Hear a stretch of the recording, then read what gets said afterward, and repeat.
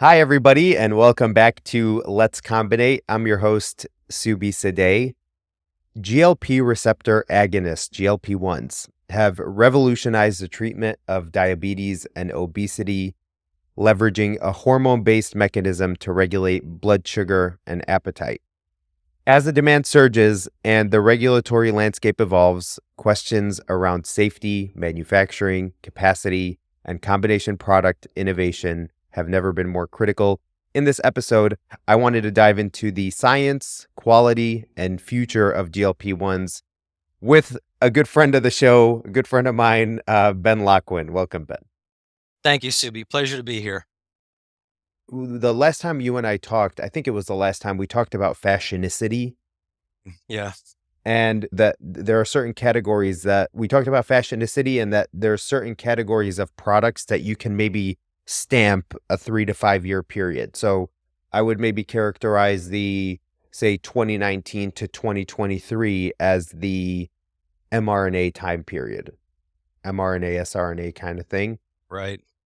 It seems like this period, 2022 to say 2025, the part that I've been alive during, can't speak for the future, seems like it's the GLP-1 time period. And it seems like a lot of the manufacturing constraints, the regulatory questions that are coming up, the 503B stuff, even some of the politics and like moral questions about treating obesity with a drug, all of that is like at the forefront, I think, of pharma currently. So maybe just talk about GLP-1s. Where did they come from? Is this something that has been a long time in the making and just a new indication made it all of a sudden the craze? Or is it something that is more recent?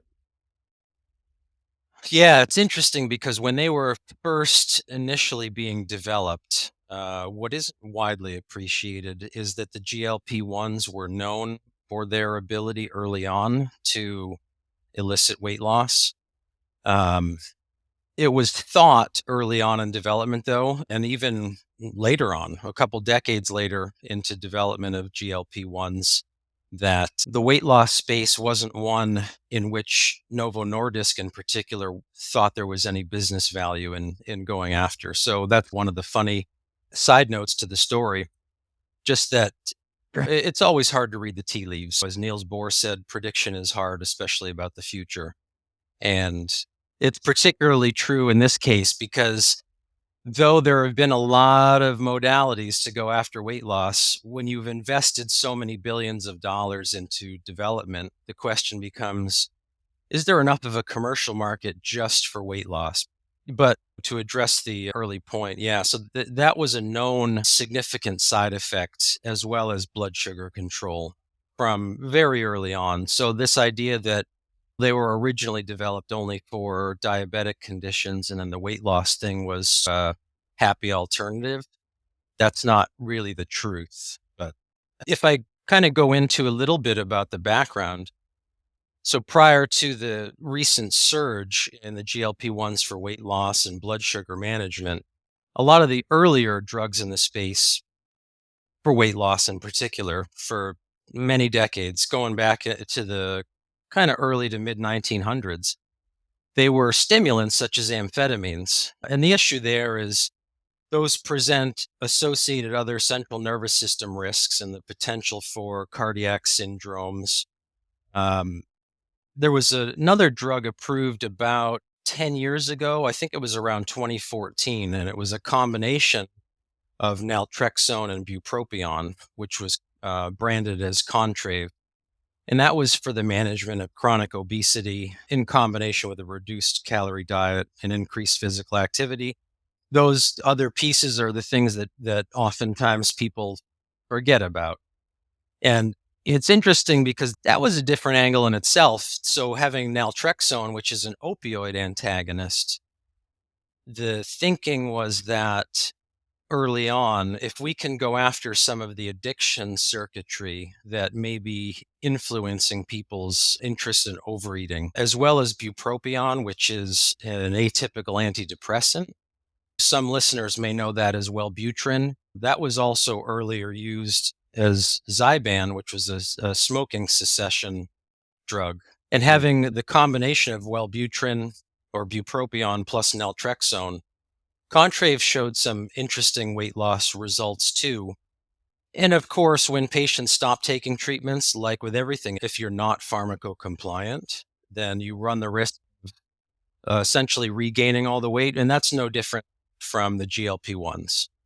But or naturally, yeah, as soon as your diet reverts back to maybe what it was prior, then all the weight's going to come back on. I think there's maybe a misconception that it's more about let's say, the types of calories that one's eating, if it's carbohydrates versus proteins versus fats, the macronutrients.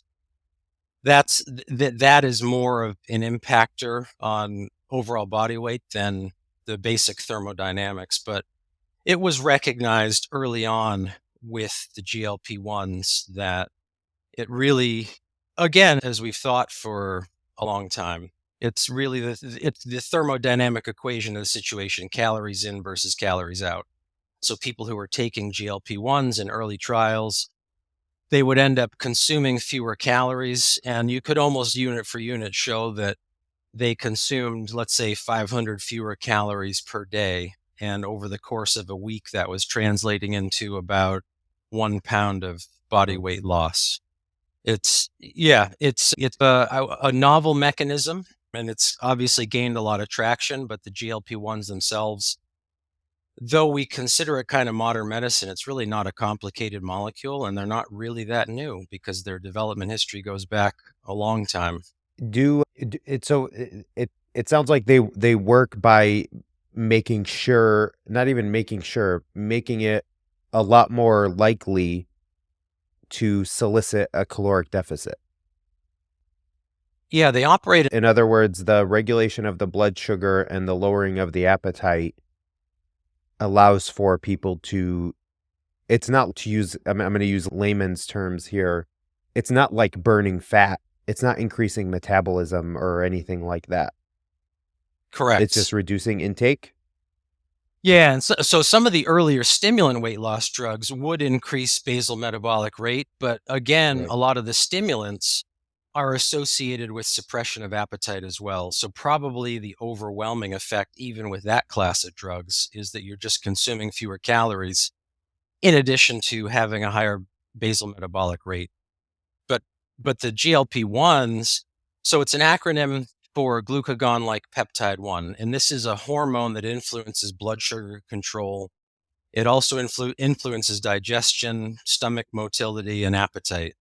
And they're a form of incretin hormone, which is secreted by intestinal enteroendocrine cells, and also certain neurons in the brainstem upon food consumption. So the idea is you're harnessing what's already an endogenous incretin hormone, but in the stomach, the GLP-1s inhibit gastric emptying, they inhibit acid secretion and motility, and then collectively this helps decrease appetite.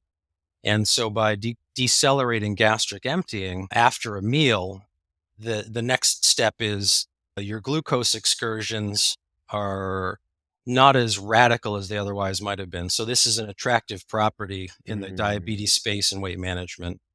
But if you think about that, a lot of the side effects, whether they're mild to moderate, some cases severe, these gastrointestinal effects are also the reason why subjects who are treated with GLP-1 based agents occasionally experience nausea and other effects and may discontinue treatment.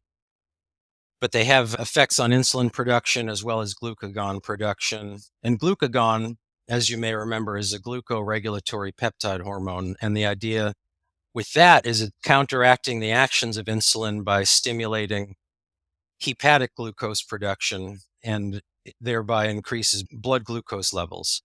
So you're influencing how food is passing through the digestive system. You're influencing satiety. You're influencing insulin production as well as glucagon production. So there's a lot going on there. And as we've seen in the market, particularly for weight loss, they've been enormously successful. Yeah, I think the results, at least what they're showing, is incredible. In terms of what it means for industry, you've seen some of the blockbuster sort of buyouts, sponsors, holders buying out CMOs for huge sums of money. My understanding is that the capacity is still not even close to what one would need. So what are some of the challenges there? And there's the whole 503B compounding space where it seems like there's a lot of companies who are making compounded.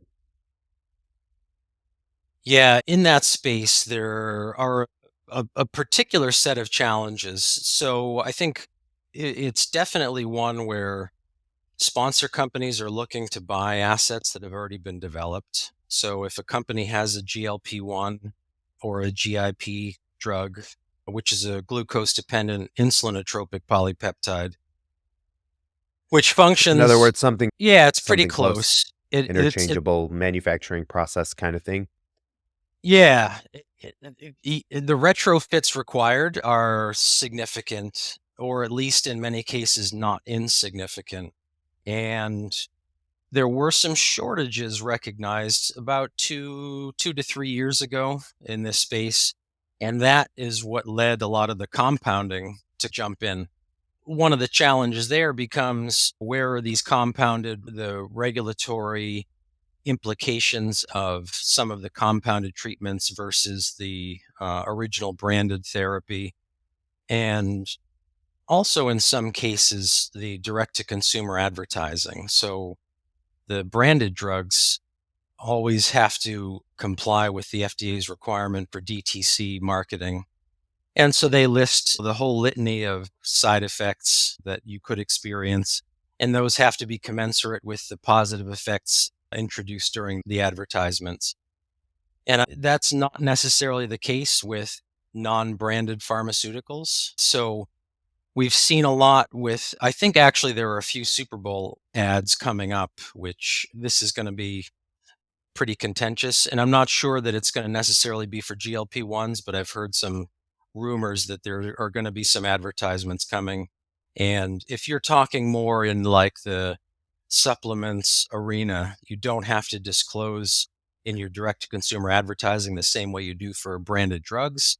And then the concern there is, are you misleading consumers where they may think, hey, I just saw this ad for a GLP-1 medication and it had all these side effects. And then I saw this other thing, potentially, let's say for weight loss, and they didn't even list really any side effects. So why would I go after that when I can have this quote unquote more natural product?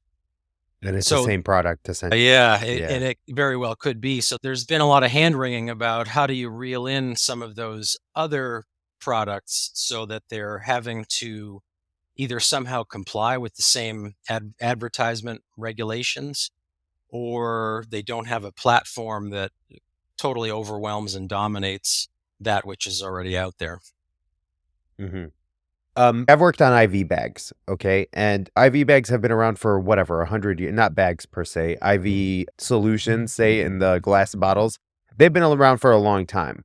It stands to reason a lactated ringer or a dextrose bag or whatever that's used to compound basically any drug or is just given to patients like saline. Those are used by every hospital in the world, basically. And Mhm. so it stands to reason that would be something on shortage, given just how long it's been around and how much demand there is. Have you seen in your career products where like they almost launch on shortage or within the first few years they're on shortage?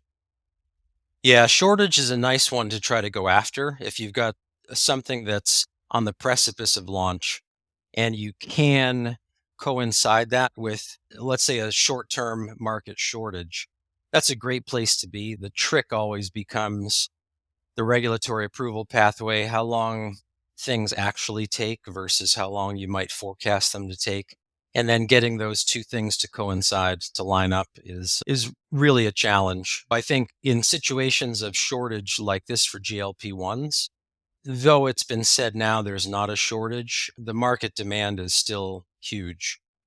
And so, number one, there's an appetite by the public to basically try to uptake everything that's available out there. And the other thing too on the capacity side is, which we've talked about before, if you have a lot of, let's say, CDMOs or CMOs that are producing a lot of GLP-1s, that also becomes a situation, going back to the earlier talk about fashionicity, their capacity now is not maybe as differentiated, where a lot of their capacity is being used for one particular type of drug product.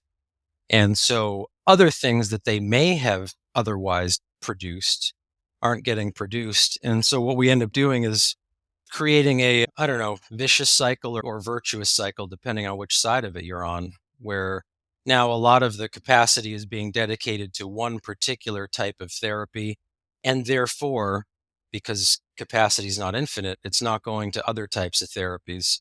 So we're creating a situation where we're punctuating this new zone of fashion to be weight loss and blood sugar control, highly focused based on what the consumer demand has been, on what the sponsor companies are trying to do as far as ramping up. And so those other treatments that get left behind, it makes you wonder what things aren't getting to market or aren't being produced for market at volumes that they otherwise could have been or should have been. In other words, the whack-a-mole that I've seen some manufacturing sites have to do of you take from the right pocket, you give it to the left pocket kind of thing, but you only have, like you said, limited capacity. Right. In terms of some of the challenges around the injector pens and stuff, I know that the GLP-1s come in a bunch of different configurations. I've seen the compounded ones maybe come in the vials more so than pens and injectors, whereas the branded seem to be more on the pen kind of side. And I know that there's been a lot of discussion. It's outside of, say, Humira. I can't think of pens that they're selling a billion plus kind of thing. And I don't even think Humira is that much volume. I always want to keep this like the scientific and anecdote free zone. The only thing I've heard by anecdote, though, from physicians and providers is that, yes, it's true. So from the auto injector perspective, if you've got something like a GLP-1 or an amycretin, which is being trialed now, which is subcutaneous, when you're packaging these as auto injectors in the volumes now that people are trying to go after them in, and as far as market demand, the question has come up of, is there any way to go about this whole thing better from a sustainability standpoint so that we don't have a billion throwaway auto injectors now in sharps bins and filling landfills and things like this? So I think one of the externalized factors becomes, with something sold in such high volumes, especially if it's short acting, so you're taking doses more frequently, more often, we're just going to be in a situation where the next step is, how do you make this whole thing more sustainable so that we don't have auto injectors everywhere? And not that we haven't for a long time. There have been EpiPens for decades and so many other treatments that come as injectables, but also not uptaken to the same degree as the GLP-1s. And depending on, again, what the half-life is of the treatment, will primarily dictate how often people are going back for their next injector. Yeah, I've worked on multi-use pens before where effectively you have a cartridge that goes into an electromechanical device and has a GUI and connectivity, and they're complicated. And you end up having to question the juice to squeeze ratio. There's a lot more reliability concerns for something like that. There's questions of outside of the sustainability. It's like the balancing act of, okay, you gain some sustainability here, but it may not be the same configuration that is reimbursable in rest of world, just given how complicated it is. And yeah, it's a hard code to crack. In terms of risk management, I was thinking about this as just like a philosophical, like with ISO 14971, when you look at patient risk, you're looking at, let's say, a product introducing a hazardous situation that leading to some kind of harm, and then you're applying some mitigation. Now, a lot of the maybe vaccines also deal in this similar space of preventative care, but how would you quantify the risk of the product related risk, barring, say, safety related issues that are introduced by the product? In other words, like if something breaches sterility, you can make an argument of, oh, this one is actually worse versus this one because it's sub Q versus IV. I don't want to get into Mm. that discussion, but I'm saying Yep. like barring anything that would be introduced by, say, bad product, or mechanism of action not being what we said it was, what how would one look at product risk related to obesity? Is it just low risk? Generally, yeah, very low risk. And I think a lot of that has to do with the fact that it's already an endogenous hormone. So, as an incretin hormone that we Mm. all produce, it's something that um, has very few molecular transformations done to it, but it's something that is already ever present. So, where The first GLP-1s were, I'm not sure if secreted is the right word, were pulled from some kind of lizard, I think. oh, the Am Gila I completely monster. off? No, you're Yeah, right. Gila Yeah, months, exactly. Yeah, yeah. yeah. I'm like, this kind of sounds like crazy, so I want to get it exactly right. And I'm like, I don't even know if a Gila monster is a lizard, but it sounds. That's what I pictured. Yeah, so Gila Monster early on and in the 70s, so we're talking 50 years ago, GLP and GIP were isolated from porcine gastric extracts.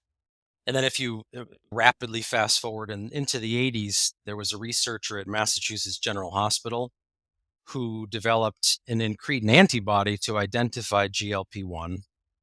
And then from there, this researcher, she determined how GLP-1 triggers the pancreas to produce insulin, which then led to a couple of years later a pair of researchers identifying the amino acid sequence. And this, like I said, though it seems novel now, wow, this is a brand new thing. Everyone's got to be on it. This is something that really started back in the 70s. Um, But all the ones that are being manufactured now, are they synthetic? yes. Yep. And a lot of that has to do with the residence time in the body. So there was a famous player in all this, Lotte Bier Knudsen. She was at Novo Nordisk, and she led the development of liraglutide and then oversaw the development of semaglutide, which were the major GLP-1s. So Trulicity, Ozempic, Rybelsus, Wegovy. And basically, they're originally they were looking at something lasting a few hours in the body to 13 to 15 hours half-life, and semaglutide lasts 165 hours. So that means the feeling of fullness lasts longer. There's a more pronounced effect. Once weekly subcutaneous semaglutide injections. So a lot of the work that was done was how do we make this last longer in the body so that it doesn't get cleared out immediately? Where can people find you, Ben? I can be found on LinkedIn for sure, and potentially at an upcoming industry conference. Hopefully, I'd love to see any audience members there and have a chat. Awesome. Thanks for coming on again. Thank you. My pleasure.